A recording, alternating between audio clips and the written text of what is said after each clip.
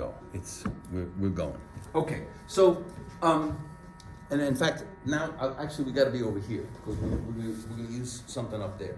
What I wanted to do was review theory 1, the roadmap, and have you do some chord progressions in 4 parts for Tuesday.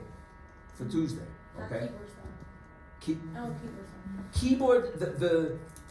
The keyboard style means that the upper 3 voices should be within an octave. They don't have to be. If I write an F chord, I can write it like that. That's perfectly fine. But I can easily play that with my right hand.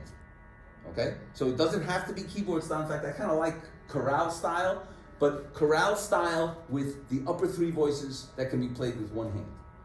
Okay? Then what you can, so you have used all of these chords in theory 1, right? But how do you use them? So follow the roadmap and give me a chord progression. By the way, there's something missing here. This 4 goes back like this, and I started to do this. So the way the roadmap works is that the 1 chord goes to the 5 and comes back. It also could be the 1-6 going to, let's say, the 7-6 back to the 1, or it could be the 5-6-5, or it could be the 5-4-2, or it could be the 5-4. But if you get to one of these inversions of the 5-7 or the 7-6 chord, the next chord is typically back to the 1 chord, at least for now. Okay? There are other things it can do, but this is all we're going to do for right now. The 4 chord, I started to say, is the subdominant. Remember, we talked about that. It's the subdominant because it is in the relationship below the tonic that the dominant is above the tonic. And now I get to do one of my favorite little things. What is this? Hand movements? No, it's a spider doing push-ups on a mirror. Bad joke. Okay, but the point is, it's the inversion. The image is the inversion. One thing is the inversion of the other. So if we go from C up to the dominant, we go from C down to F, it's the lower dominant, the subdominant. Okay? So that's that little image, okay? Which also explains why we call this the mediant, and we call 6 the submediant, because it's on the way down to the subdominant, okay? We're not going to worry about either of those, the mediant or the submediant, right now. There's a distinction between this chord as the subdominant. 1 to 4 to 1 is treating the 4 chord as a lower dominant in relation to the tonic. This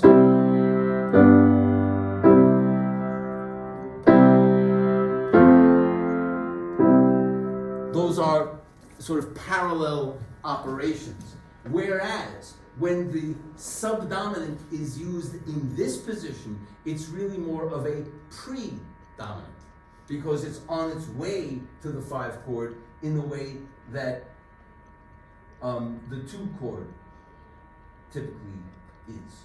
And let me just say that you should probably think of the 2 as the 2-6. Yes, there are some examples where the 2 is in root position, but the 2 is far more commonly a 2-6 chord. Just do that, okay?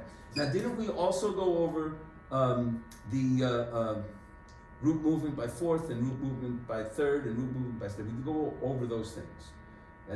That face tells me maybe we didn't. Okay, I will review that. Okay, let's review that. So,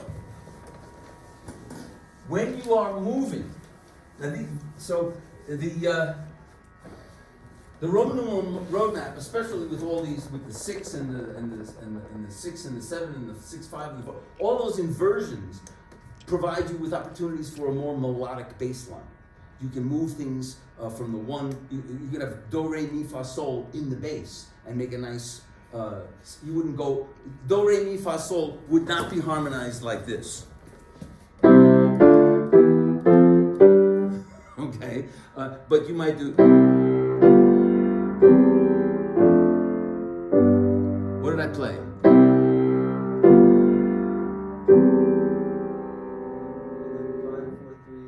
There was the 5/4. How could you tell? What's the difference between 5/4/3 and 7/6? That was 5/4/3. That's more typical of 7/6. 7/6 doesn't have the dominant. 7/6 does not have the 5, the note sol, the 5th scale degree, and the 5/4/3 has this kind of parallel tense. And what's special about that is that the fa does not go to mi because you've got the mi in the bass, and mi, fa, sol is parallel tense in the outer voices, whereas 3, 2, 1 with the 7/6 is a voice exchange. Okay, so that's those are typical. Then how about if I did this? Let's do a little ear training.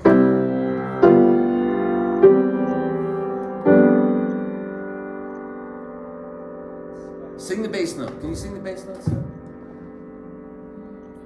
Yes. What? Maybe. Maybe. Okay, how about try?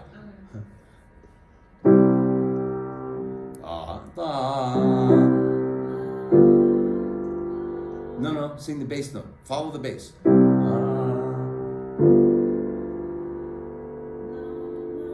There it is.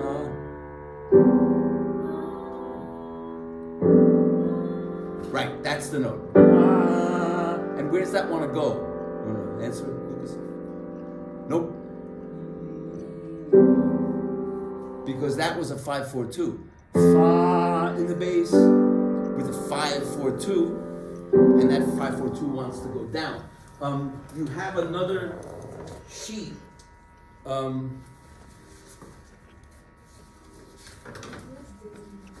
This one. So with fa in the bass, you could have the 4, the 2/6, or the 5/4/2. And the 5/4/2, would always be followed by the 1/6, because 5/4/2 means that the 7th is in the bass, and the 7th is a tendency tone that wants to go down. So fa going down to mi wants to go down. Let's really quickly do a little ear training with that, because I want you to be able to. This is sort of like musical Where's Waldo? Okay, you remember that game where there's this giant picture and you're trying to find Waldo with your eyes. You're trying to find Waldo. I'm gonna leave. Oh, okay. You're trying to find Waldo with your ears.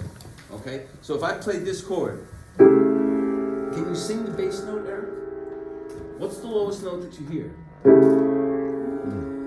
That's it. Where does that want to go? With this chord, right. So what syllables would you give it? Immovable do. That's right.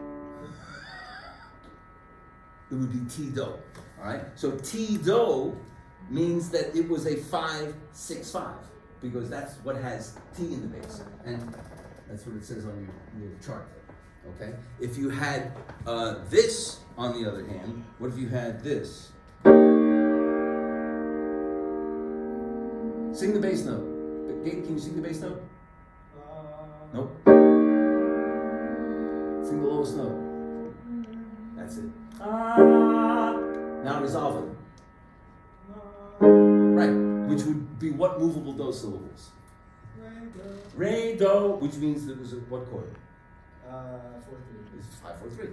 Okay, so each one of those notes of the dominant 7th has a strong tendency that it wants to go to, and that's what gives you a nice baseline. Okay, combined with that is the general tendency of root position chords and how you would get from one to another. So This little chart is for root position only.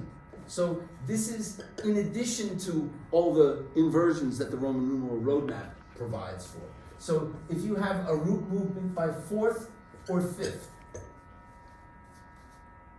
you have one common tone. In fact, open up your pianos and let's play a C major chord. So you play a C major chord, and we're practicing 3 notes with the right hand. So you play a C major chord, and if you want to play an F chord, what would you play? Right there. You kept the common tone. The C was a common tone. What if it went from a C chord to a G chord? You would keep the G as the common tone. Okay?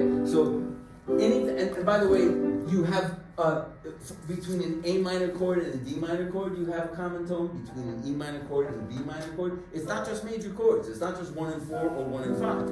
You have these relationships. Anytime that the roots are a fourth apart, you have a common tone solution. There's also another solution that I call the stepwise solution. So what if I went from, there we go, we've got a chord right here. All right. So what if we went from this chord?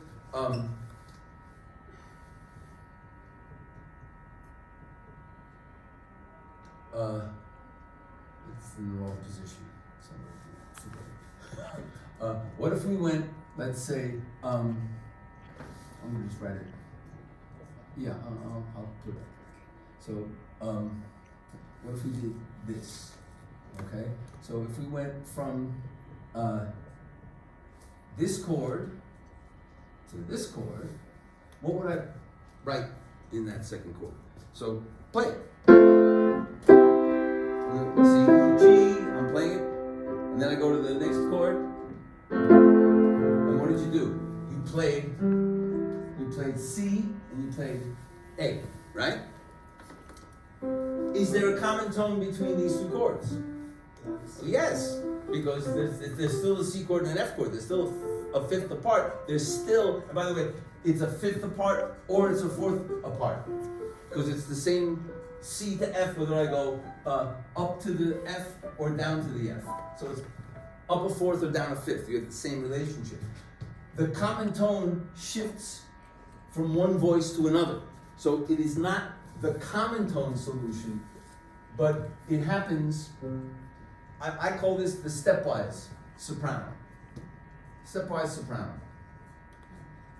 Now, if I went from this to this,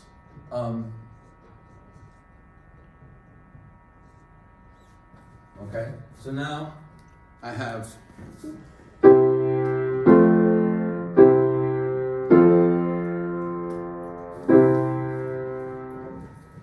it really sounds like it's in what if I did this? Now it's going to sound like it's an F. So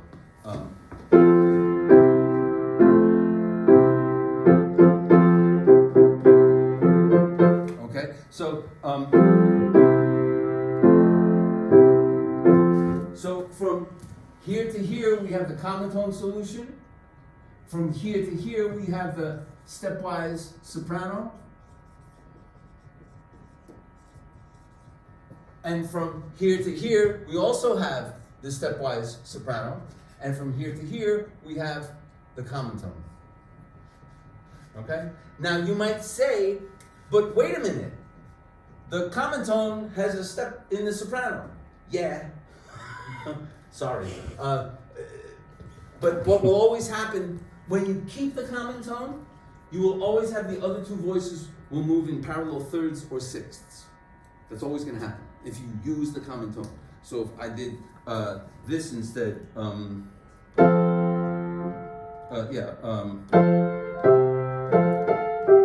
there's the C common tone, and then I have parallel. If I flip these around, I have parallel sixths. So that's always going to happen. When you have a root movement by third, or sixth, and you usually don't have a sixth, the third is far more common, you actually have two common tones. So that would be, let's say, between, and actually on this chart, on this Roman numeral roadmap, you don't have, the only thing you have that's a third apart is the 2 and the 4. Okay? So if we went from a 1 chord to a 2 chord to a 4 chord to a 5 chord, we can illustrate this, but I gotta put the next one on down as well. The last one is by second or by step, there are no common tones. Now, the rule is, and by the way, the root moving by third, you have two common tones, and the other voice moves by step in contrary motion to the bass. It's always going to work like that. I'll show you how that works. But when there are no common tones, you move the upper voices in contrary motion. Now, right now, with these possibilities, the only place you have that could be a stepwise would be from the 1 to the 2 and from the 4 to the 5. So, but 1 goes to 2 is going up, 4 to 5 is going up, which means the voices are going to come down. All right? It'll be later when we get the 6th chord and the 6 goes to 5. Now the bass is going down, the voices will go up. So, but it's the same rule when a root, and this is only for root position. But what actually happens is that in the case of the 2/6 chord to the 5, we have that stepwise up in the bass. It's actually awfully good to have contrary motion as well. Generally speaking, when you have a stepwise bass, contrary motion is often very good. It's not the only possibility. For example, the 5-4-3 had those parallel tenths, so they were going in the same direction. But very often, contrary motion is the order of the day. So, if I start with I'm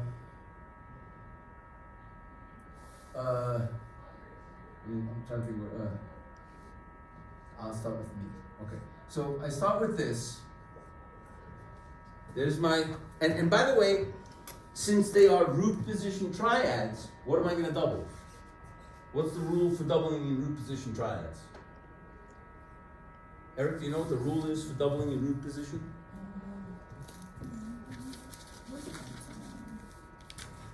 Huh? Sarah? What's the rule for doubling in root position? I think it's the third. Nope. The root. In root position, you double the root. In first inversion, what do you double? Fifth. Sometimes. Or Sometimes. the Or the third. or the Sometimes. Yeah. In first inversion, you can double the root, the third, or the fifth. But you have to know when. And there's a bunch of possibilities. We'll go over those, I think, next time. But the short rules for doubling are in root position, you double the root. In 6/3, you double the root, the third, or the fifth. And you've got to, and there's a lot of possibilities. We'll get to that. And we haven't even done the 6/4 yet. Did you do the? You did the cadential 6/4, right? What are you doubling the cadential 6/4? Bass. Is it cadential 6/4 technically one? It's technically a 5 chord, and this way, and the way to avoid any arguments is to simply always know that when you have a 6/4 chord, you double the note that's in the bass. And the easy way of doing that is if you're doing it the way I'm suggesting, which is you always play 3 voices in the right hand, then you only play 1 note here, and you're playing that same note in your right hand. That'll always be the case. When you double that note, actually, you have a complete chord all the time anyway. So let's go to this. So if I go from the F to the G, how far have I gone? one step. I want to, where am I? Over here. I want to step. No common tones, use contrary motion. So just go down to the notes that are in the chord. I don't have to calculate that, the alto went this far and the tenor went that far. Just go down, okay? We finished in 1 minute, right? Okay. All right, I'll get this done in 1 minute. So this goes by third. What's the rule? Two common tones. Which are they? The B and the D. And what happens to the other note? It goes in contrary motion to the bass by step. Okay? It's always going to do that. Then I go up a step again, and I'm going to go in contrary motion. I'm going to go down like that. And there you go. So, Isn't it also a voice exchange? no.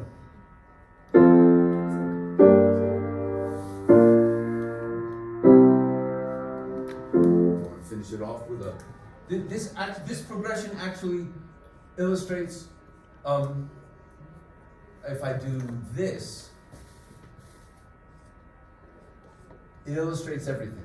So maybe you should jot this down. So now I have step, second contrary motion. I have third with two common tones. I have step with contrary motion. I have the common tone solution with a fifth. I have the stepwise soprano. And then I have another stepwise soprano. You take a picture of that.